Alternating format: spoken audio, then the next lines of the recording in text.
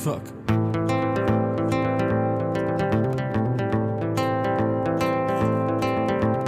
Yes, it's another shitty podcast.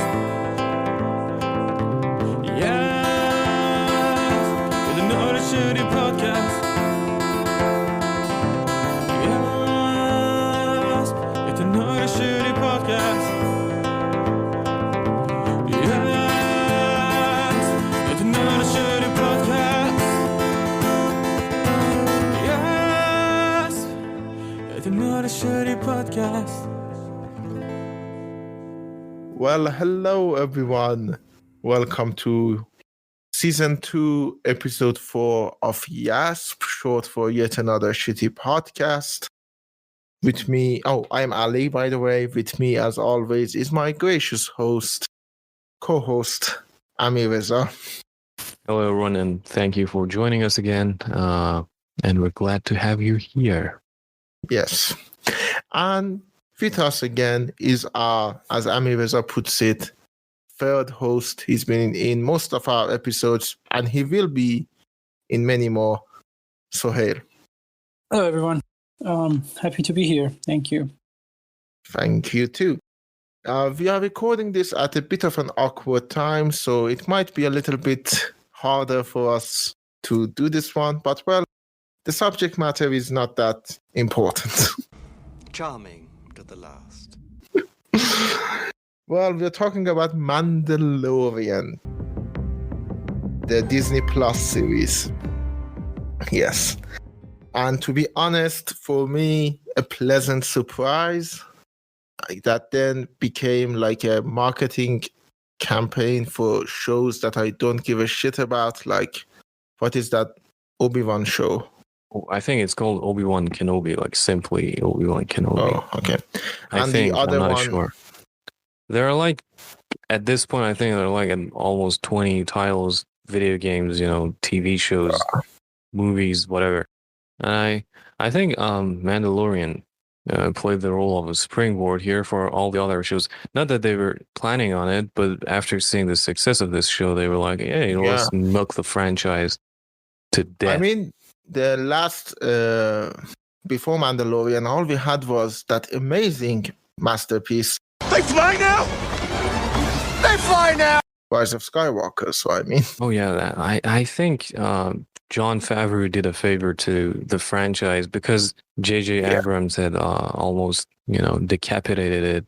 Of course. I mean, that's what J.J. Abrams do. For more, bitching about J.J. Abrams and what he did, you can listen to our Season 2 episode, which is about Star Trek Lower Decks. Yeah. Yeah. I mean, anyways, I who would have thought Jon Favrou, who has butchered The Lion King, like I don't know why that movie exists. Long live the king. And the guy that played, I think, in Friends, I mean, who would have thought that this guy could bring so much pizzazz over to this show? Well, I mean, Jon Favrou is kind of an weird director. On one hand, I think all of his successes are really based on whatever he's mimicking. Iron Man, Chef, and Mandalorian, they all have very clear inspiration points, So I don't like him, to be honest. I don't like the man very much because I think, much like a few other people, we're giving him more credit than he deserves. I don't care, to be perfectly honest. I don't think he's being given more credit than he deserves because he's prior to this, he was definitely a nobody. He was the guy who directed the first Iron Man. How is he a nobody? I don't think he was a nobody, but... Not a nobody. I think I use a very strong word, but he wasn't, on the radar, like not that much. Well, that much of a big deal. That I have to disagree because, well, he directed the first Iron Man, which started one of the biggest.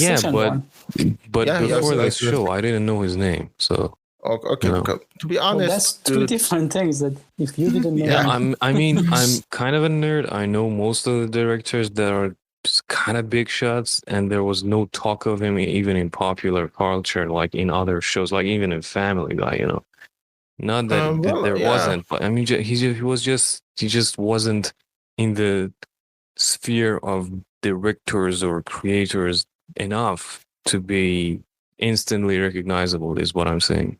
Part of it is because he's not as charming as, say, James Gunn or Taika Waititi. Okay. No, I mean it not in a mean way. I mean in a serious way. He's a good enough actor. He's not the best actor. He's a good enough actor. But Taika Waititi, if you see him talk, he's always just so fun All over to the place. listen to. Yeah, he's also in Mandalorian, which we'll get to eventually after our tirades against Disney and everyone. But yeah, Mandalorian was the first one, and to be honest, when Mandalorian was first announced, I had very limited expectations for a couple of reasons. First of all, I don't give a fuck about Mandalorians. I don't give a fuck about Boba Fett, for example.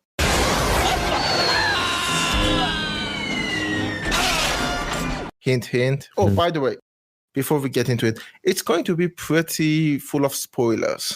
Oh, yeah. Yeah, definitely full of spoilers. So if you haven't watched the show, especially the second season, the finale, to be more precise, just postpone listening to this. Or to if you don't date. care about spoilers, you just... if you don't care or if you're not going to watch this show whatsoever, stick around. Yeah. So when the first season came, I think I waited until it was done. I didn't watch it weekly. I waited until it was done. I got to be honest. You're talking about the second season. I'm talking about the first season. No, I'm talking about the first season. I watched it way after it was done. Yeah. And I'm just going to say that I had not even watched a single Star Wars feature film. I got a bad feeling about this. I just knew that Star Wars exists, and I knew, like the very obvious ones, like Luke and Darth Vader, of course, and Palpatine and all that. Because I had, watched the parodies and played a few Star Wars Lego games and stuff like that.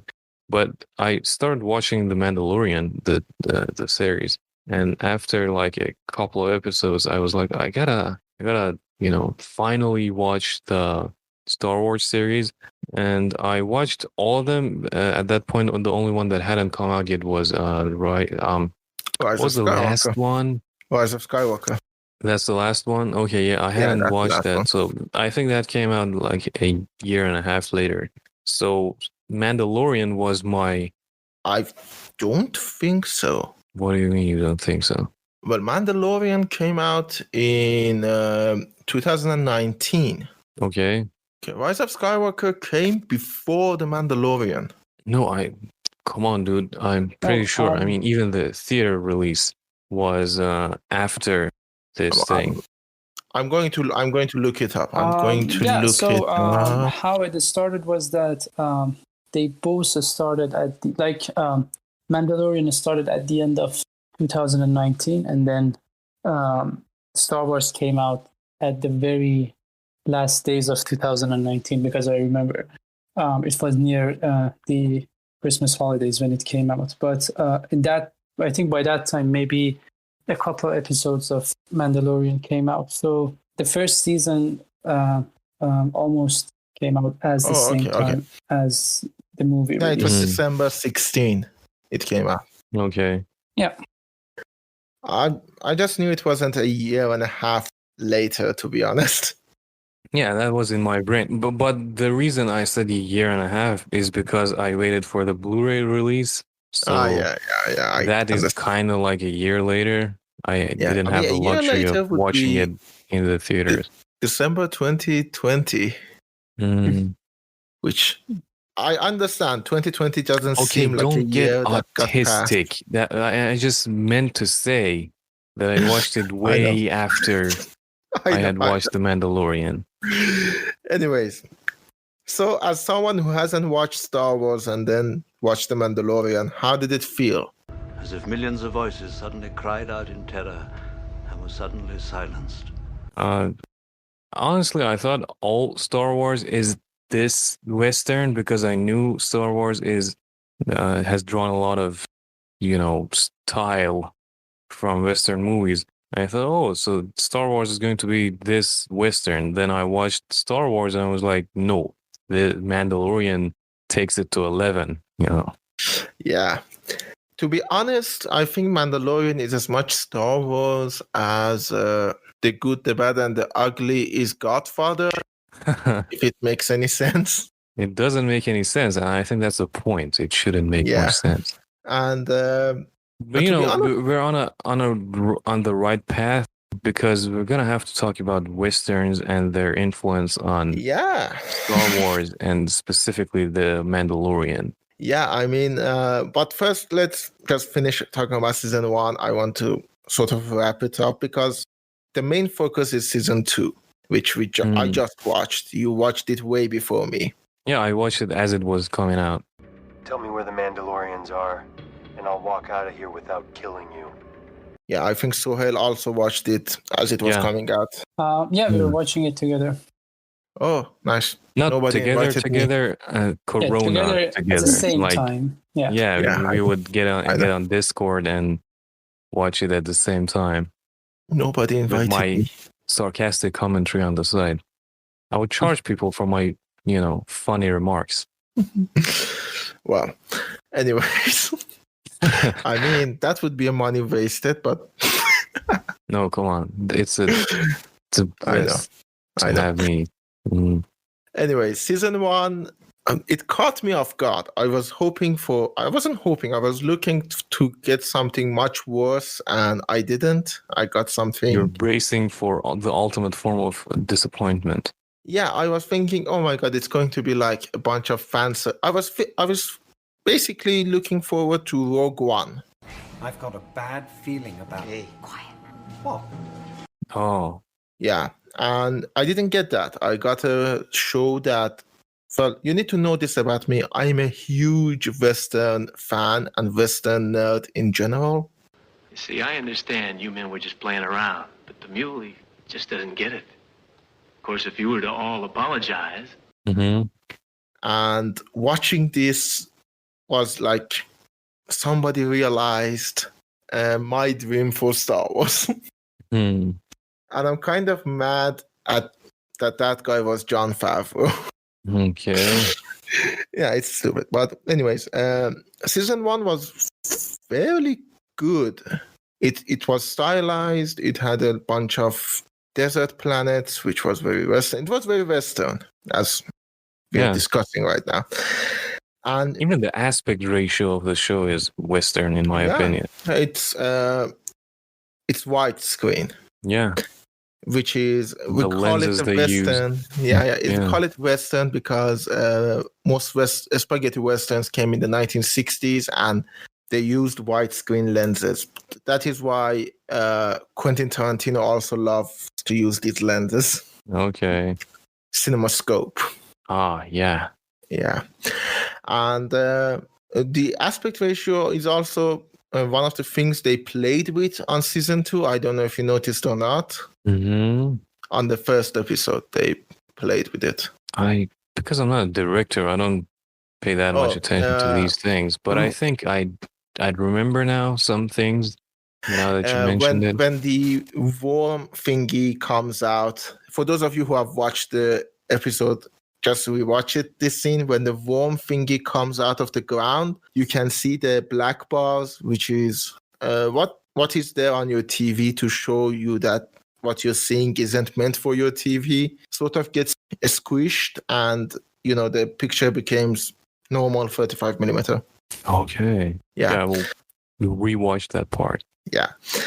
And season 1 sort of ended. And one of the things, to be honest, I knew that it was going to have this thing called Baby Yoda because I knew the memes. What I didn't know was how much weird people are going to be in this show. What do you mean? And I mean Werner Herzog and Nick Nolte. It's just, in nature here is vile and base. I wouldn't see anything erotical here. I would see fornication and asphyxiation and choking and fighting for survival and growing and... Mm-hmm. Oh, you mean the actors? Okay. Yeah, the actors.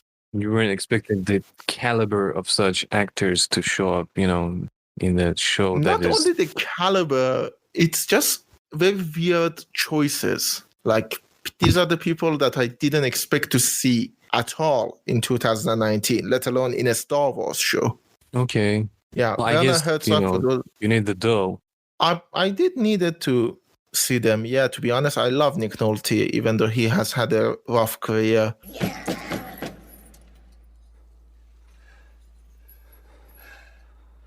Stop your bawling. You weak little speck of human trash. And I do love Werner Herzog. He's one of those weird guys with one of those weird voices and the overtly weird German accent. Yeah, he's the ultimate fascist actor. Not that he's fascist. I mean, he's like tailor-made to play fascist parts.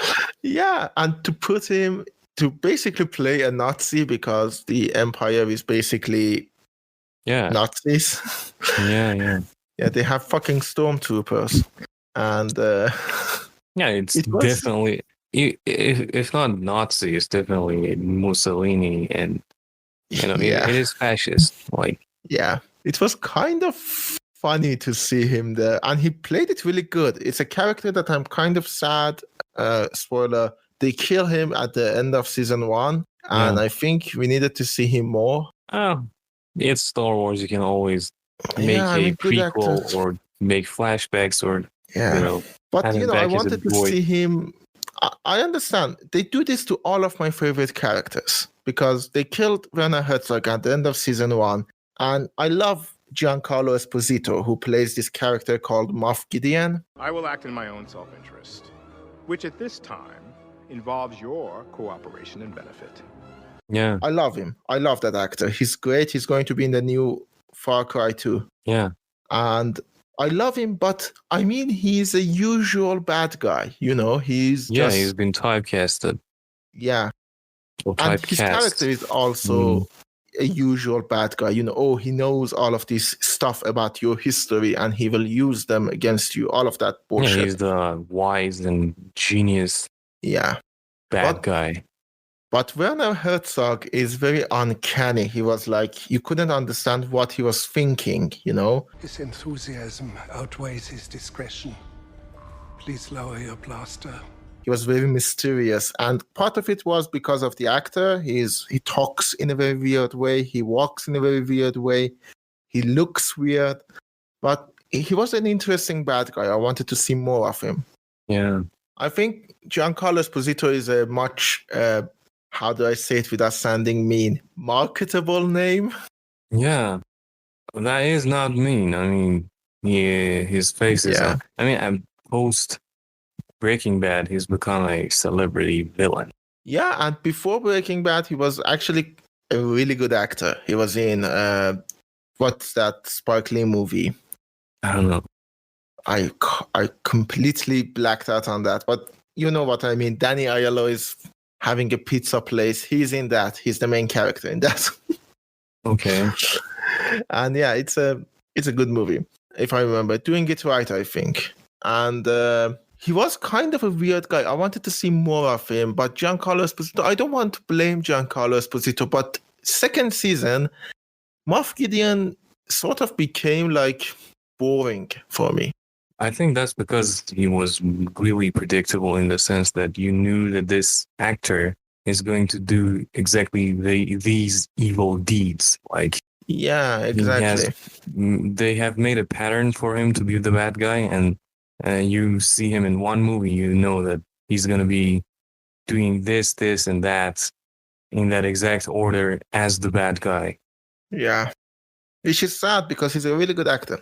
Anyways, that's for season 1. But that's what the fans want, They don't want. We'll get to that. Prizes. We get to the fucking. For those of you who are new to the podcast, go and listen to our season 1, episode 5 on the subject of fandom. And there we rip into the Star Wars fans a lot. Yeah, of course. Yeah, but that's a whole other subject. So what are your thoughts on season 1? Just season 1 alone? To be perfectly honest, I don't usually remember that much about anything. I just remember the feeling. And it was good. I hated one of the episode that was like the Suicide Squad with Bill Burr in it. Not that Bill Burr isn't a good actor, but that episode was just so cringy, and they basically had a Harley Quinn in that episode, and that was one of the episodes I genuinely hated. But other than that, the episodes were good, and they were testing the waters with some episodes. Like it wasn't coherent that much, but that wasn't the problem because they were all adding something to a bigger whole in a way. The second one is more coherent and at the same time maybe more boring in some sense. Not boring, like predictable. It's more limited. Yeah. We'll get to what I've written in the note, video gamer storytelling, very soon. Oh yeah, that's a whole different thing. Yeah. And Soheil, what about you? What was your thoughts on season 1? To be honest, I liked season 1 more. Some stuff happened in season 2, for example, the finale. I liked that episode. But generally, I enjoyed more episodes from season 1. And the thing with season 1 was that although they had like less money to spend in comparison to season 2, probably all the merch that they sold between the 2 seasons.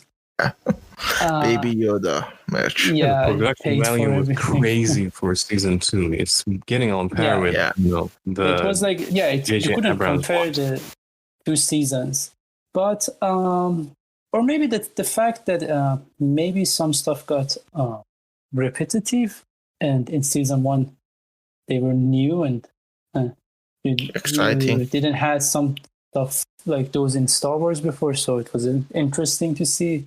But I don't say any of the seasons are awesome, like the best things I've ever watched, but most of them I think are good.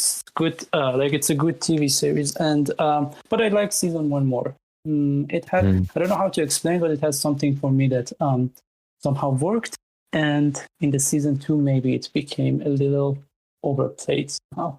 I'm totally with you on season 2. We'll get to that. But first, this is where I think I need to nerd out a little bit. I want to talk about Westerns. Yeah, of course.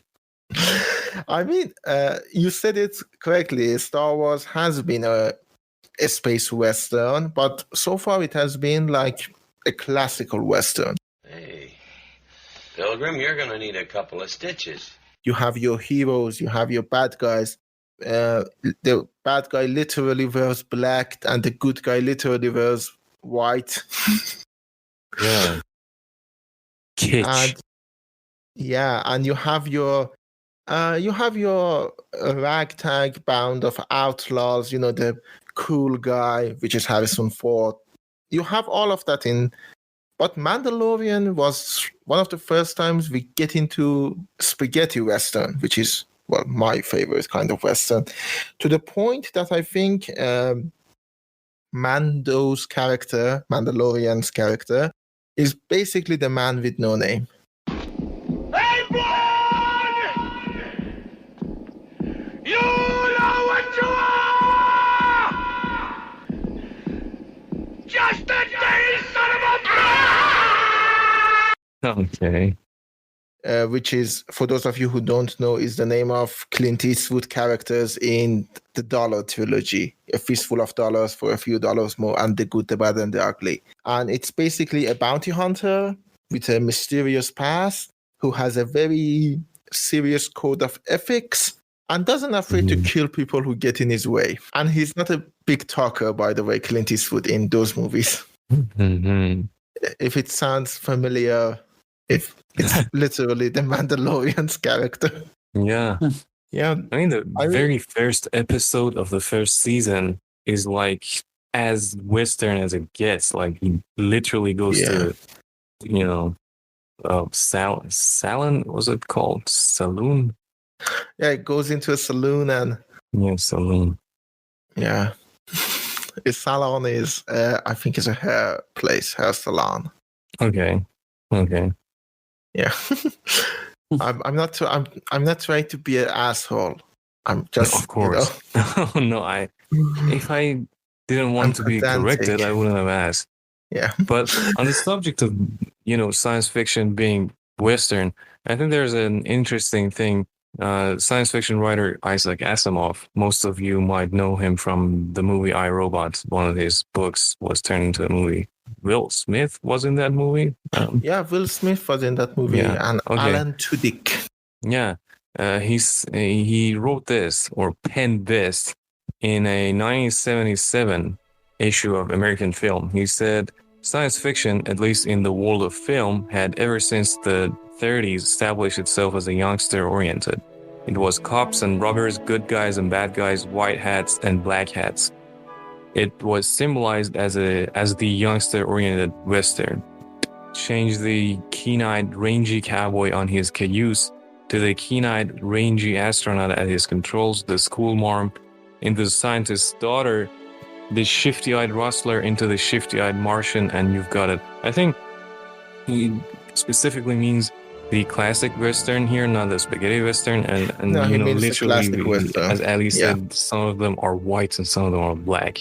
And he goes on to say that 2001: A Space Odyssey was, however, in the hands of a crackerjack scientist, science fiction writer Arthur C. Clarke. That meant 2001: Space Odyssey could be relied on to have the elementary facts of science straight. Spaceships would look like spaceships, and the moon would resemble our satellite.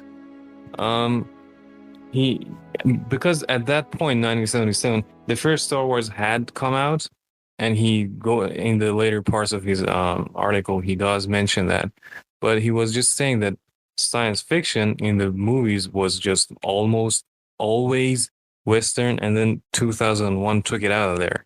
And I think it remained like that for some time, even after Star Wars had come out. Like, we started to have more serious science fiction whatevers, and now we have, like, a lot of movies that are more scientifically accurate.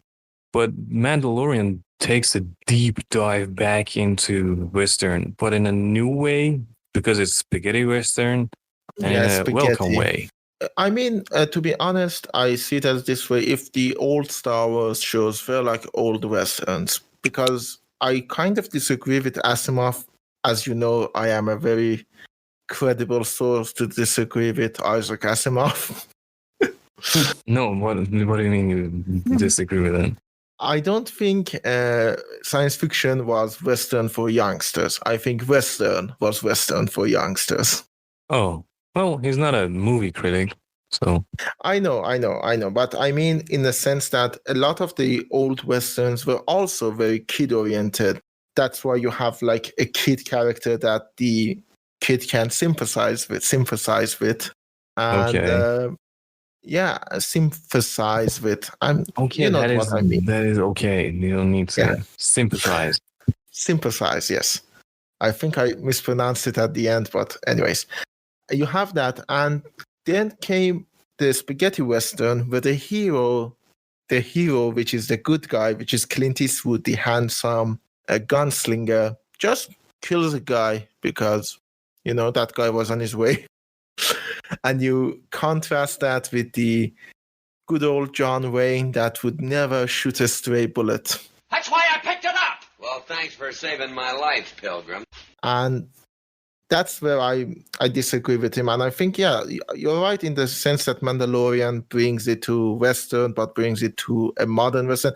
Basically, you cannot root for Mandalorian without questioning what you're rooting for. Yeah. Yeah, and I know it's kind of like nerdy to talk about this stuff, but, this is literally my life. I don't have a lot of places to talk about this stuff. This is the place to talk about these things. Yes, that is correct. But then came season 2.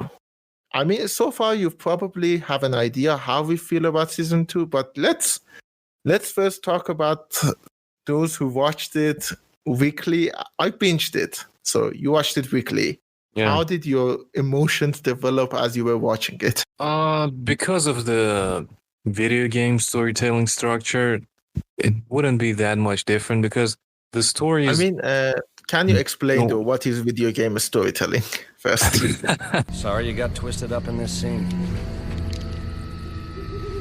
From where you're kneeling must seem like an 18-carat run of bad luck. Truth is, the game was rigged from the start. It's basically RPG. Not even every video game storytelling. Like maybe the God of War and Uncharted are different, but RPG games are like there's a bigger picture. Like there's an evil that you're eventually going to kill or defeat or whatever. But you're gonna have to start small and then gradually, team up with strong guys, get better weapons and equipment, and just level up. And the story is told through quests, and you go to this guy and he tells you, in order for me to help you, you're gonna have to help me with that. And then you do some random stuff that have nothing basically to do with your own actual plans or goal in order to be able to to become able to do what you want to do. And the second season is basically that. You just have to run fetch quests for your quest masters. And Mando actually literally levels up. Like he procures a jetpack. Like he even gets new items. He literally has a fetch quest. Yeah. And he literally has a escort quest. Yeah. Put this frog and bring it to this place. Yeah. Like I think that's one of the appeals of the show to many Zoomers and millennials, me included, because a large portion of our time has been spent on video games, and this brings us back home. Sort of. How about you, Soheil? What was your feelings on the show as you were watching it? Yeah, I totally agree with the how it's structured. The story is structured like a video game. That he just you want this information, then do this for us, and then you want to have this thing. Like, do you want me to tell you where to go next? Then you have to go ask this guy, and then when you do that, you go encounter these things. So it's just exactly like a video game, exactly like an RPG video game. War never changes. And I don't have a problem with it, and I think it's a nice way of storytelling for this kind of TV series. So that every episode he goes through a level, you have to say, as a video game, and at the end of the day, he gets where he wants to get, or he don't get where he wants to get. So that's exactly like a video game story. So something gonna surprise him. But and yet, I wanted to just mention that frog episode, I think it was one of the funniest episodes with Baby Yoda, and how he interacted with the eggs. Yeah, how he and it give became a fuck. controversial. Can you believe that? Yeah, and some mothers got mad at the TV series, which I don't have anything to say about that. I'd rather not say anything, but these days everything gets controversial. Yeah, I don't think if we want to talk about that, we should add another 2 hours to podcast. Yeah, maybe another. Let's just say that you can please some of the people some of the time, and that's a statement that stays true forever. But I think the threshold for people, the threshold of people to realize that they're watching a work of fiction and not something that is meant to be taken literally or seriously has dropped significantly in the past decade, maybe.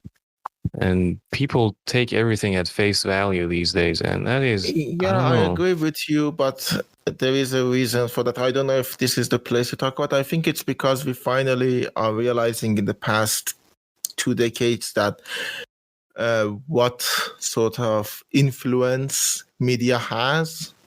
Mm-hmm. I think it's part of the reason we have postmodernism. We got influenced by movies that we watched as kids. Mm-hmm.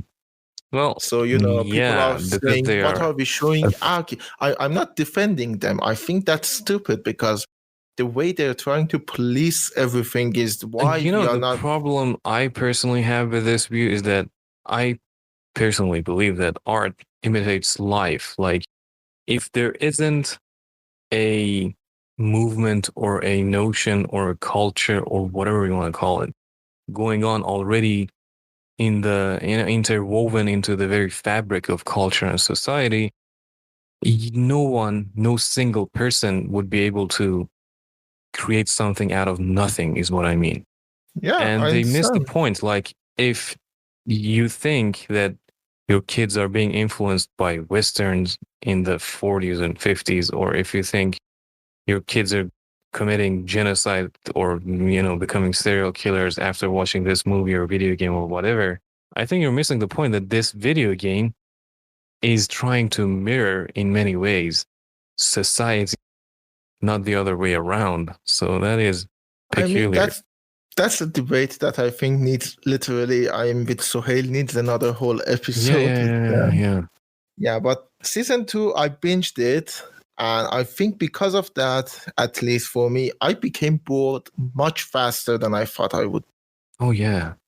Well, now that I think about it, if you binge it, it's like playing a video game for 10 hours straight, running, playing and, doing only fetch quests. That really exactly takes a toll on the psyche. To be honest, my biggest problem with season 2, and you can contradict me if you want, with season 1, we did have the video game storytelling, but the thing is, we also had a lot of other things about video games. We had backtracking. Okay, let's go back and meet the characters that we already met and see what they were doing. For fucking sakes, that Nick Nolte character, Quill, which is the guy, I have spoken guy. I have spoken. He did something without Mando's interference. He rebuilt the nanny robot, Yeah. And in season 2, it was so repetitive that I was thinking they can't keep doing this, right? At some point, we are going to have something new. But no, literally, up until the last episode, so the first 7 episodes were literally fetch quest. In the final episode, let's go back and pick everyone up for the final big bad guy battle. Again, an RPG element in storytelling. Yes, exactly. It's literally the end of Fallout New Vegas. Or many other RPGs. Yeah, I remember Fallout New Vegas because it's if you help other people, they will join you at the literal big battle at the end. Yeah, I mean, I haven't played a lot of RPGs. That's RPG as it gets. Like, you help out other people in your way so that they would lend a hand in your final battle or whatever. Yeah, and then you get out of this building and, what is this bomb coming? Oh, it's that guy you baked a cake for. I don't know. Yeah. So it got real boring really fast. And there's another thing that kind of annoys me. You haven't watched the Clone Wars, I assume. No, the show? No, I haven't. No. How about you, Soheil? Have you watched Clone Wars? No, I haven't. I've watched maybe 2 episodes, but that was very random. It wasn't like the first episode. It was just like... Do either of you know who Ahsoka Tano is? I believed in you. I stood by you. I know you believe in me, Anakin, and I'm grateful for that. But this isn't about you. Oh, yeah. I know that she had first appeared there, and I think I watched a few backstory montages or whatever after I watched the episode on Ahsoka Tano. Yeah. So you didn't know who she was? No, not prior to this thing. This is the thing I liked about the first season of Mandalorian. You didn't need to know who Yoda was. You didn't need to know who Darth Vader was, what Force is, who Jedis are. You could just watch it, Yeah, it was a standalone product. Yeah, but second season, out of nowhere, you have Ahsoka, which, if you don't know, worked with Darth Vader when he was Anakin Skywalker. So if you don't know that, what is the impact of this one Jedi? Well, I think that was a very conscious choice by the creators. They want to drag you into the universe of Star Wars. They want to reference, you know, they want to cross-reference everything so that they would, push Yeah, you but into watching all the rest, playing all the rest. And I mean, I think that was the point. Like, if you see this new character and then you realize she's had a very prominent presence in another show, at least even if 10% of your viewers give a second look to that show, you've done a good thing marketing wise. Yeah, and I I also understand think them. that sorry if I interrupted No, you. no, you were I saying also no. think that they did it in a way that it wasn't how to say it wasn't makes you confused, but if you wanted to, at least for me, if you wanted to know more, yeah, you can go watch that other series that she's a part of, because from what I understood and read online is they used some of the like the enemies from their old series in the new in the Mandalorian. I think, for example, the episode with the spiders, or when his ship got stuck in that cave. Those creatures, whatever they looked like spiders. Yeah, they were from what I read, they were something that's been in the Star Wars like comics and TV series from a long time ago. And yeah, just I think they did it in a subtle way. How to say it? So if you don't want to follow up on it, it won't bother you. At least it didn't bother me. And I understand, yeah. and I'm with you on Ahsoka. I'm less with you on Boba Fett. I think they brought him back because of fan service. I think they brought him back because somehow I think they planned it from the first day. Like, you cannot make a show about the Mandalorians and not show the most famous Mandalorian in the Star Wars universe. Because if someone just watched the movies, which is, I think, at least 80% of their viewers, they know Boba Fett, and that's the only Mandalorian they know. And he's a cool character. So I'm not agreeing with you. I don't like Boba Fett, to be honest. Yeah, I remember what you said at the beginning of the podcast, that you didn't like him, but yeah, to be honest, lots of people think he is cool because he's cool looking. He has a cool voice. He has a lot of cool powers. He doesn't respond to Vader, which was a cool character at the time. But I find him an over-glorified, how do I say it without sounding super mean? An over-glorified side boss. Mother, you're alive. Too bad you will die. Like, if Vader is Bowser, this is a original Goomba. Like one of those you hit on the head. No, not Bowser Jr. Bowser Jr. was Kylo Ren. Let the past die. Kill it if you have to. I think, generally speaking, as the show doesn't take itself too seriously, I think you shouldn't either. And I think it takes itself enough seriously, not more and not less, and that's a good thing. And, looked at as pure entertainment and nothing more, it does a good job, and that's it. I mean, I can't really disagree with you on that. The problem is, how do I say it without sounding like a snob? The show itself raised my expectations. Oh. How do I say it without, again, let me do a simile. Seinfeld last season wasn't very good.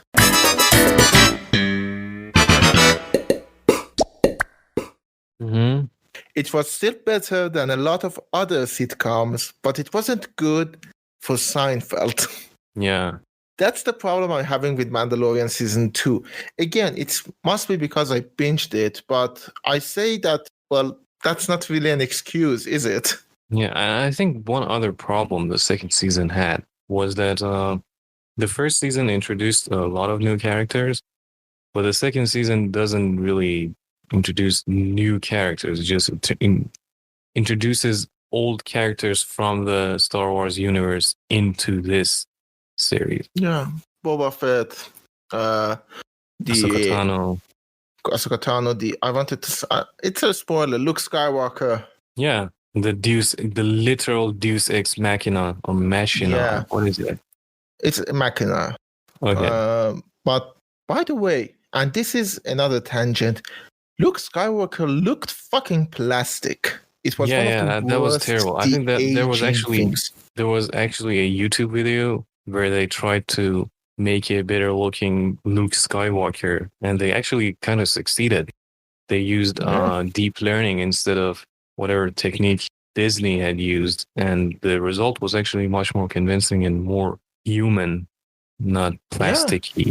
It was fucking weird and sort of reminded me of one of my favorite characters that got this exact treatment, but even a worse version of it in Rogue One.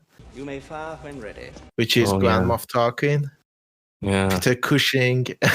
Yeah, he was basically a 3D model.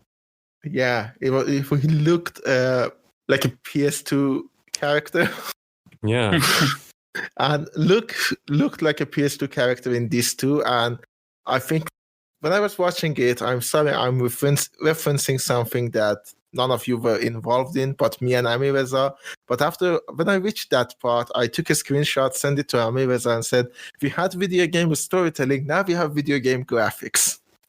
Yeah. And I mean, the character was cool and all, but while we're on that subject, I think one thing The Mandalorian did great. Like, it was the first time in the Star Wars universe, as far as I'm concerned, because I haven't watched the other shows, that it genuinely shows what a big deal a Jedi is. Like, if you only watch the 3 trilogies, and like me, you're like, okay, everyone's strong in this universe. Jedis are slightly more strong and more maybe unified in their goals. But in the very last episode of the second season, when you see Mandalorian struggle to take out even one of those robotic whatevers. Black troopers. Yeah, black troopers. He basically is saved by the bell. Like, a moment later, he would have died. And he just does it in the nick of time, is what I'm saying. And then you see Luke Skywalker coming down, cutting him basically like butter. Like, he doesn't even put any effort into it. And that's one of the coolest things that I have ever seen regarding Star Wars. And it also puts into perspective how strong Jedis are supposed to be. Like, it was the first time. I think George Lucas couldn't have made that scene, like, ever. Yeah. And to be honest, I'm having kind of second thoughts because we talked about this, and it kind of reminded me of when Vader did the same thing to a bunch of soldiers in Rogue One. Even there, it's not George Lucas, but that scene is also awesome. That scene is amazingly awesome. It's one of the coolest scenes I've ever seen in entertainment, period. But that scene doesn't make him look that strong because he's killing bullshit. Bunch of soldiers, Yeah, a bunch of soldiers. But here, you're introduced to the Black Trooper as this, tough, invincible guy, and then he just rips them apart like they're nothing. That was really cool. Again, I think it's another part of video game storytelling. You bring this character that beats your ass, and you, like Bloodborne, that you say, oh, you had to die here because you need to work to Yeah, exactly. get Like, to a level. it just goes on to show that there are going to be at least 6 more seasons until Mando levels up enough. Yeah. And by the way, and this is basically, we talked about Mandalorian at this point, but this is a speculation. They announced there is going to be a third season, I'm sorry. Mm-hmm. Are you excited about it or not? Do you want to see more or not? Excited, no, but I do want to see more, and I will see more. I will look forward to it, but it doesn't have me excited. Like, oh yeah, no, like I have to say, I look much more forward to this one than all the other Oh TV yeah, series that definitely, they've announced. definitely. Like even Definitely. I think Jon Favreau himself is going to have 3 or 4 other TV series for Disney Plus. One is like the Book of Boba Fett. What is it? Like I think that's the closest one to release that's going to release this year. But I really don't. Maybe I don't even watch any of them. But yeah, I have to say that at least Mandalorian. I know that I'm going to watch it the 3rd season, or I don't know, as many seasons as they decide to make. It sort of is because that we watched it and we know it's good. I haven't watched those. I mean, I haven't watched WandaVision. I don't think I will anytime soon because I'm tired of superheroes at the moment. Wait till they get a load of me. But my problem is at the end of the first season, we had like a quest. Yeah. You know, to bring it back to the video game. I feel like this is like the end of Last of Us. What are you going to do after this? You're either going to bring back Grogu, Baby Yoda. Yeah. Mando is probably going to do some bullshit missions. What are you going to do? You beat your bad guy. You beat Grand Moff. No, not Grand Moff. Moff Gideon. He's not Grand yet. Yeah. You beat your bad guy. You finished your quest. All you have is a side quest, which is returning to Mandalore. That Bo-Katan girl. I think they're gonna make the spectacle much bigger. Like they're gonna introduce Darth Vader himself into the scene. And I think there might be a jump. Like there's a story jump. It's like, like 5 years. Yeah, that's a good point. Yeah, that might happen because they ended it in a.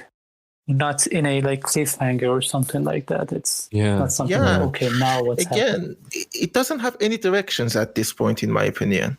Yeah, it can be a blessing or a curse for the creators. Like, it gives them enough freedom and space for creativity as a creator would need. But then again, it also raises the stakes because they can fuck it up big time. They can make Last of Us Part 2. Yeah. And sort of say, okay, here comes, I don't know, this.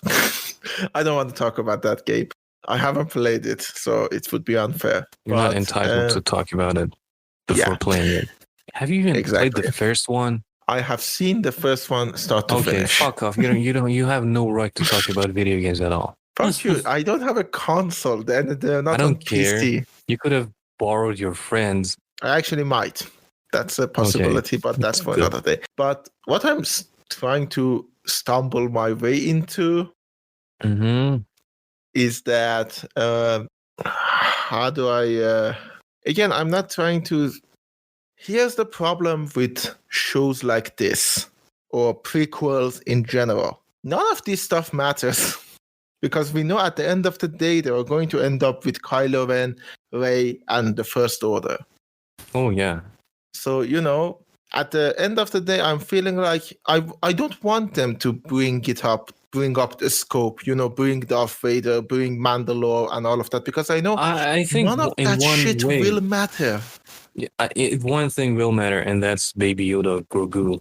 He hasn't been mentioned or talked about or anything in any other show, and he might be the key to the future of the series, even after the events of the latest trilogy. Like the next trilogy might hinge on this character, partly at least. Probably, but I know that they can't do anything worthwhile during the span of the show, because the show is after episode 6, before episode 7. So yeah. Well, it's going to be a good filler. Exactly, and that's why I wanted it to, again, stay small, Mm-hmm. This one bounty hunter groups going to. I don't want them to restore Mandalore because it doesn't matter, So what? It's one of those stupid. You've seen it a lot. I'm pretty sure in video games. How they sort of handle all of the non-canon stuff in video games. Yeah. this mysterious guy then sort of brought down the whole empire because we didn't have any plans for it, and you weren't supposed to follow that way, that path. Yeah, but I know. you did. It's all in vain. Yeah, and I don't like that because it makes me feel like I've wasted my time. We're gonna have to wait and see what happens. I think it's a good time to wrap up the show because we've already gone way over our limit. Yeah, if this episode is a bit janky, it's because it's been riddled with a lot of problems, including problems with our Discord, which we are using too. Yeah, Craig was being a motherfucker. Yeah, my internet was being a motherfucker also. Yeah. Yes. And also it's the fact that we are recording is as 5 a.m. for us. What time is it for you, Soheil? It's not that bad for me. It's like just 11. Well, he's our most sober one. I haven't slept for long. I just woke up from sleep. So yeah, I haven't had anything to eat for more than 16 hours, I guess.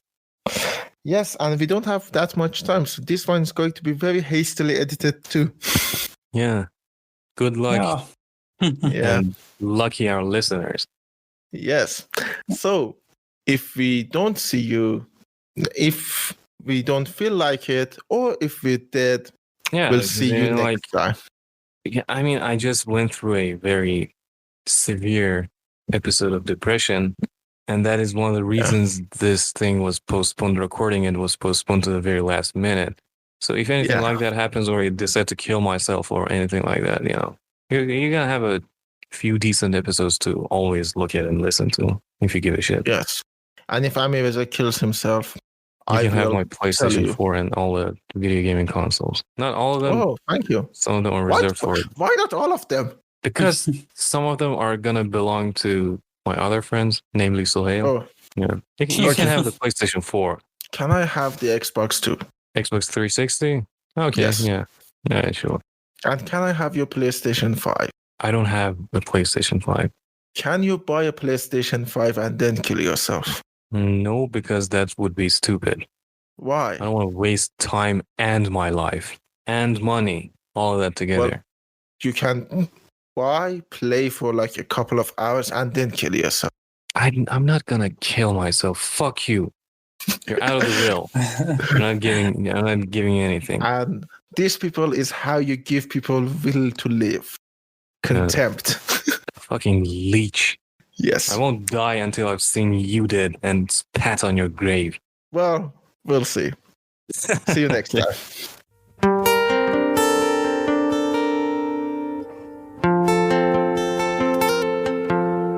Thank you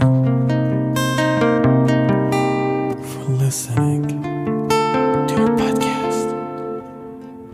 We want to thank you for listening to our shitty podcast. Yet another shitty podcast. We are deeply happy inside.